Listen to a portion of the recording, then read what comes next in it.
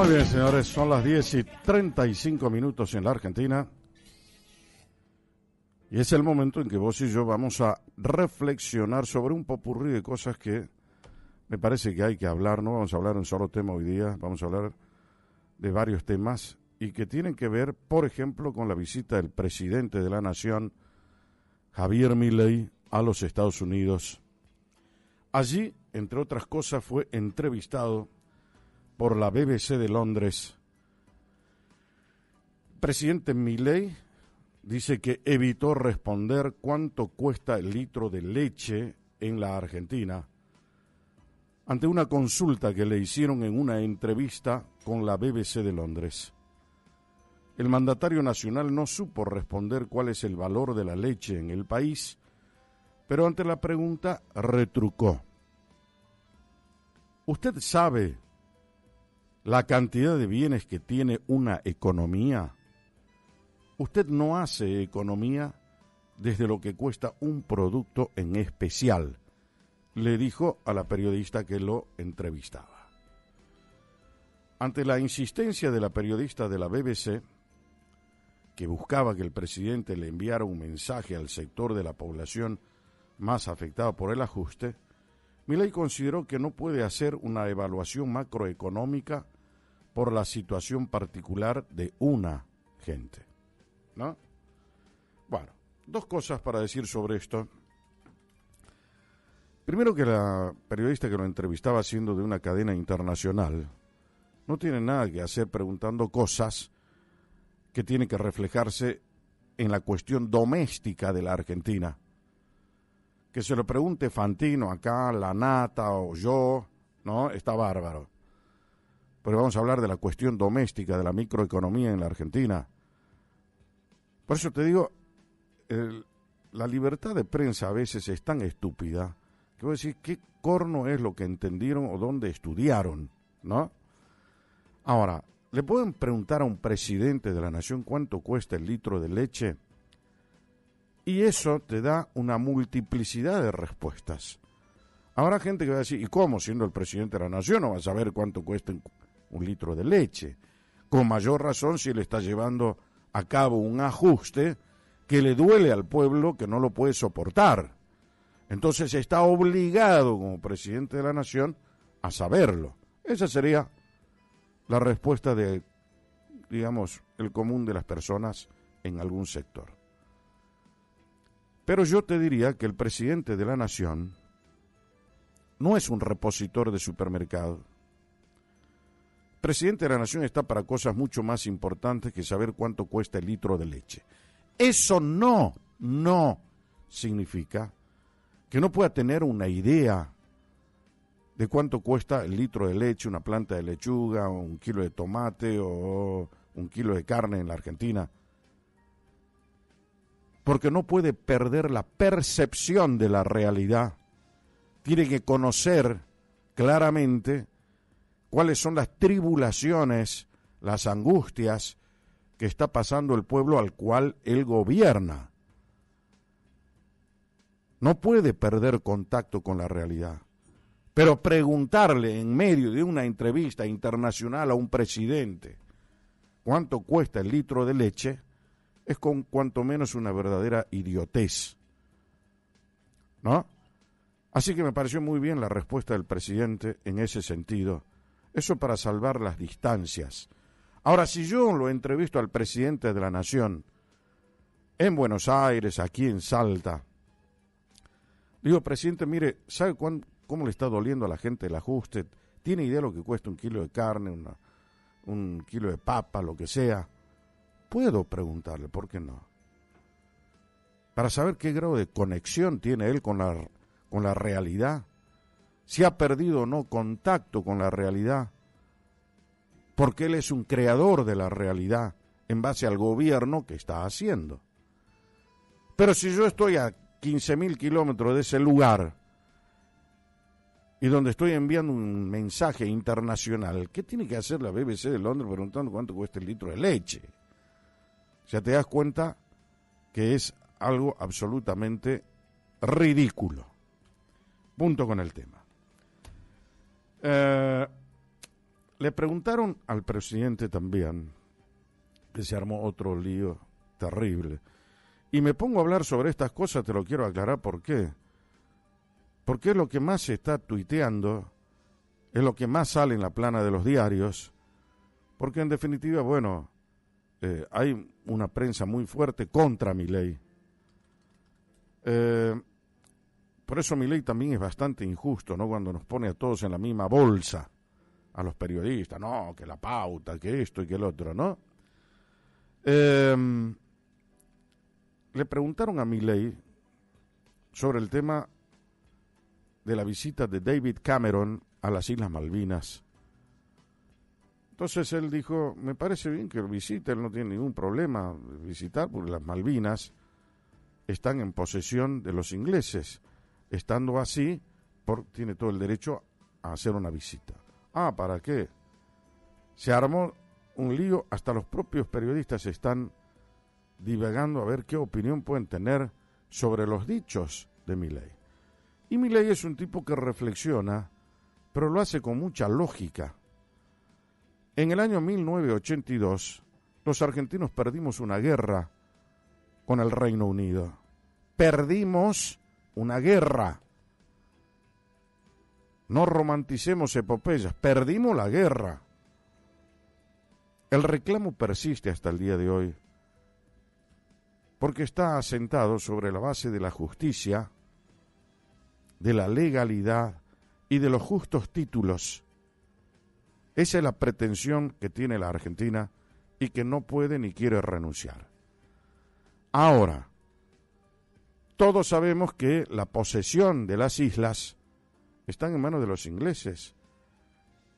¿Qué debería entonces hacer el gobierno inglés si hoy posee las islas? Ir y verificar cuál es el problema. Y eso es lo que dijo Milei. Ah, no, se armó un lío, ¿no? Por los dichos de Milei. ¿Es que a nosotros nos falta lógica para pensar? ¿O es que nos está faltando, además de la lógica, la buena fe en el razonamiento? Y eso es lo que tenemos que ver. Los que estamos fallando somos nosotros, que no estamos intentando ver la realidad, queremos tapar el sol con un dedo, y la realidad nos está indicando que no podemos hacerlo, ¿no?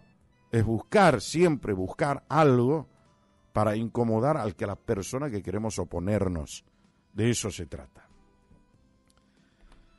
La otra cuestión que me parece interesante reflexionar en un país como la Argentina tiene que ver con lo que sucedió con el caso Chocobar, Luis Chocobar, un salteño convertido en policía, que en el año 2017, haciendo uso de su condición de policía, intentó de alguna manera defender a un turista que estaba paseando ahí por la Boca y fue asaltado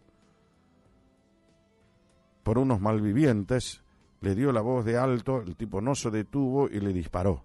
Y el señor murió, el chorro. Bueno, ahí dijeron que era una condena por gatillo fácil, que esto y que el otro.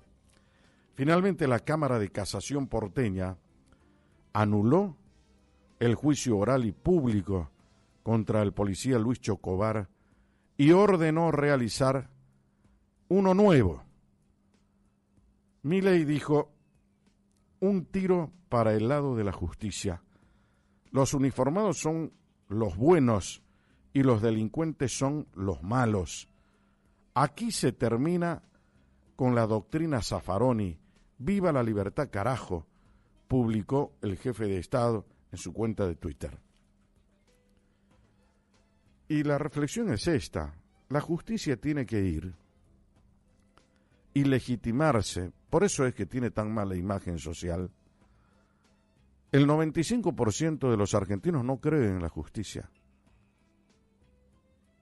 Y un porcentaje similar de los abogados tampoco creen en la justicia, siendo que los señores son auxiliares de la justicia. Y eso tiene que ver con que los fallos no se ajustan a lo que tiene que ser lo justum, lo justo, lo correcto, lo lógico, lo legítimo. Ah, no, pero el señor le disparó por la espalda y ahí empiezan los zaffaronistas a dar vuelta, ¿no? a tergiversar todo. Cuando el derecho nació para aclarar, no nació para entorpecer. Son tantos los artilugios legales que una persona, lejos de sentirse amparada por la justicia, se siente atribulada por la justicia. Y eso es lo que tiene que cambiar en la Argentina. El derecho tiene que ser más sencillo para ejercerlo. Los jueces tienen que ser más lógicos, más independientes del tema político para fallar de acuerdo a derecho. Y el derecho, vuelvo a decir, no puede estar zigzagueante en un camino sinuoso que cada vez sea más difícil llegar a lo justo, a lo correcto, a lo lógico, a lo razonable.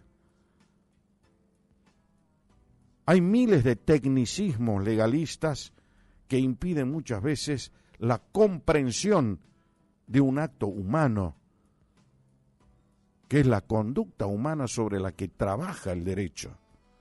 Y eso es lo que tenemos que hacer. Por eso, bien por la justicia en este caso, que entendió lo que tiene que hacer, sobre todo en el caso específico de Chocobar, que era un policía. Me hubiese gustado que lo dejen libre de culpa y cargo y se terminó la historia.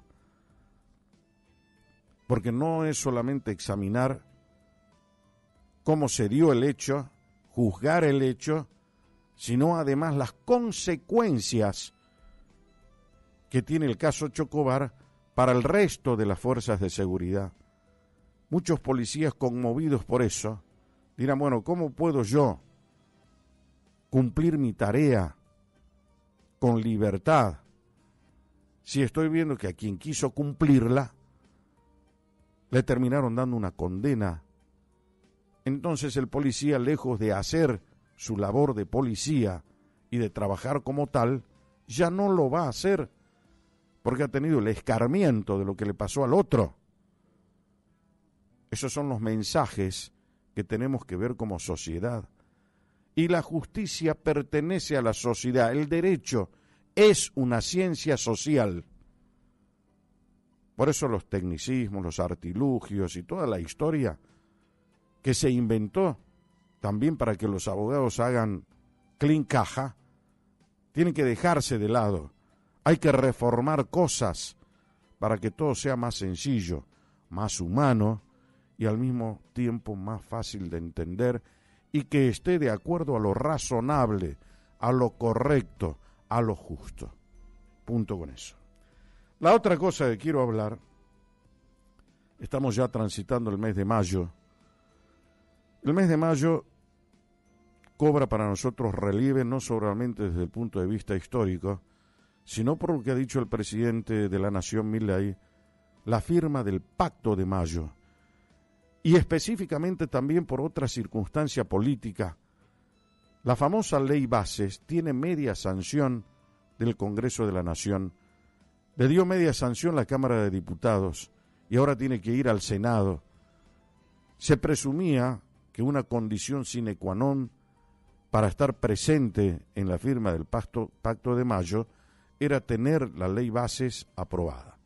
Pero sin embargo pareciera ser que el gobierno ha dado marcha atrás con eso, e independientemente de la suerte de la Ley Bases en el Senado de la Nación, que probablemente se discuta el día 16 de mayo, probablemente, bueno, independientemente del resultado que logre en el Senado, te cuento que la oposición está a 4 votos, tienen 33.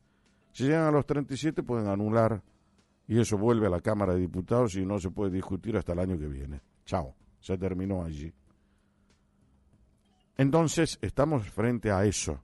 El gobierno decía, bueno, es imprescindible hacer una reforma, que es lo que consagra la Ley Bases, para estar en el Pacto de Mayo y firmar finalmente el acuerdo de los 10 puntos que ha puesto el gobierno nacional. Eso, de alguna manera, incomodó a los gobiernos provinciales, a los propios gobernadores, porque dijeron, esto no se consensuó, a nosotros nos están invitando a firmar un pacto donde debería haberse conversado con anticipación, darle un sentido federal, que nosotros podamos también intervenir en el proceso de diseño del pacto al cual vamos a otorgar consentimiento a través de nuestra firma. Eso no ocurrió. Milei y su gobierno hicieron los 10 puntos. Eso es entendible también desde el punto de vista del gobierno, porque si todo lo vamos a discutir en la Argentina, podemos estar una eternidad y no vamos a avanzar. Es como cuando te invitan a cenar a una casa y te digan, no, mira, yo como invitado tendría que haber intervenido en la confección del menú, ¿no? O sea, si vos no me dijiste que me ibas a invitar un bife de chorizo con papa frita, no, yo quería otra cosa, yo quería comer ravioles con tuco, qué sé yo, no sé, cualquier cosa. Entonces, por esa razón el gobierno, ha dicho, estos son los 10 puntos. Pero el provincianismo en la Argentina dijo, no, nosotros necesitamos que el pacto incluya varias cosas que a nosotros no nos han preguntado y que en parte tiene mucha razón. Por ejemplo, el tema de la educación, que yo lo critiqué desde el Vamos, no está incorporado en los 10 puntos del pacto que quiere hacer firmar el gobierno nacional. Por esa misma razón, gobernadores de provincias patagónicas van a presentar un pacto federal antes del día 25 de mayo próximo. Eso lo adelantó el propio gobernador de Chubut, Ignacio Torres. Dijo que en paralelo a la iniciativa de la Nación, junto al resto de los mandatarios provinciales, presentarán un pacto federal, si bien aclaró que todavía no terminaron la redacción de los puntos de este nuevo acuerdo, aseguró que estará en primer lugar la defensa irrestricta de la educación pública, cosa que me parece muy bien. El gobernador patagónico sostuvo además que están terminando la redacción de los puntos y habrá una presentación formal para toda la Argentina contando cuáles son esos puntos y por qué hacen especial hincapié en el federalismo fiscal. O sea, ellos diseñaron su propio pacto fiscal. O sea que vamos a tener 2 pactos fiscales. El que ha hecho el gobierno y el que han hecho estos provincianos. ¿Cuál será el mejor pacto? Yo les diría que firmen los 2. Porque al pacto que han hecho los gobernadores, también lo van a invitar al gobierno nacional. ¿Por qué no firmar? Firmen los 2. Yo no creo que sean pactos que se excluya el uno del otro, sino, por el contrario, creo que pueden complementarse ambos pactos para tener una reseña mucho más clara, evidente, consensuada de lo que querían los gobernadores y lo que quiere también el gobierno nacional. Lo que pasa es que el otro estaba hecho con el espíritu de la síntesis. Esto de los gobernadores también pareciera ser que es una síntesis, porque también tiene 10 puntos, según lo que tengo entendido. Entonces no se excluyen, deberían complementarse. Y el punto de convergencia sería claramente el consenso del cual ha nacido este pacto federal hecho por los gobernadores, donde entre otras cosas incluye el federalismo fiscal. Ese me parece que debería ser el tema. Y la otra cosa que me parece interesante señalar en la mañana de hoy tiene que ver con una cuestión que el gobierno, yo no sé si con un afán de buscar un rédito político o de publicitar con mayor énfasis una cuestión que les está dando un resultado satisfactorio, positivo al gobierno provincial, ha vuelto el propio gobernador a hacer un tuit donde sale él y habla, en definitiva, de la atención de la salud a los extranjeros en la provincia.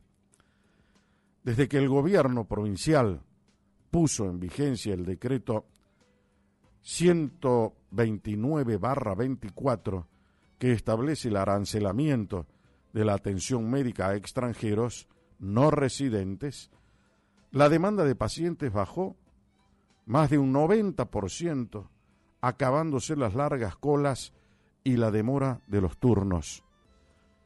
Eso que te estoy diciendo te está hablando a las claras del acierto de la medida, de la conveniencia de la medida, de la justicia de la medida, de la razonabilidad a la que obedece la medida que ha tomado tardíamente el gobierno de Salta. Por eso, creo que el propio gobernador no debería estar casi como pidiendo disculpas, explicando cada vez, intentando justificarse por qué razón ha tomado una medida que tiene sentido común, como es esta, de preservar los recursos del pueblo de Salta y también, ¿por qué no?, de la nación, en un país que ha sido vejado, ultrajado, permanentemente usado. Porque viene la gente, se atiende acá y vos vas a sus países, no te dan ni la hora. ¿Y con qué razón? ¿De dónde nació eso? De la política. Los propios políticos quieren quedar bien siempre con Dios y con el diablo. Y eso no es posible. Eso no es posible. Entonces, cuando uno toma una medida, una decisión política, tiene que saber cómo justificarla, qué argumentos va a utilizar para fundamentar acabadamente la decisión que acaba de tomar. Esta decisión del gobierno obedece a la lógica, obedece a la justicia, obedece a la razonabilidad y al criterio. ¿Cómo puede ser que una provincia atienda la gran cantidad, más de 3.000 personas extranjeras, cuando es una provincia que tiene clarísimas problemas y restricciones y limitaciones para dar una buena atención a los ciudadanos salteños? Eso es una verdadera locura. Y en el país lo hicieron los políticos, porque saben que la gran cantidad de personas que se atienden o te pueden dar el voto del amigo, del vecino, o tienen un pariente que vive acá, lo que sea, ¿no? Y están tratando de no perder eso. Entonces, por ahí viene como que quieren seguir con eso para no perder frente a la sociedad. Y la sociedad, que somos 46 millones de habitantes, de ciudadanos, queremos que las cosas mejoren, queremos preservar nuestros recursos económicos que son limitados frente a las necesidades que son ilimitadas. Y los gobiernos, tanto nacional como provinciales, están obligados a cumplir frente al ciudadano argentino y al ciudadano salteño, no frente al extranjero. Así que no hay por qué justificarse. Todos estamos de acuerdo y acompañamos eso. Y si no lo acompañara, el dirigente, el gobernador, si es un verdadero líder, tiene que señalar cuál es el camino correcto. A veces los pueblos se equivocan y para eso está el líder, para marcar cuál es el rumbo que se tiene que transitar en base a las decisiones que se tomen. Esta es una decisión, vuelvo a insistir, absolutamente correcta, inobjetable. Al contrario, se necesita aplaudirla, convalidarla, apoyarla, cooperar para que se lleve a cabo de la mejor manera, insistir para que el país cambie esa forma obcecada de ver la realidad y de interpretar el texto constitucional que nada tiene que ver con lo que se ha hecho durante años, fogoneado principalmente por el tema político. Esas son las cosas que tenemos para pensar en el día de hoy. 10:59 en la Argentina.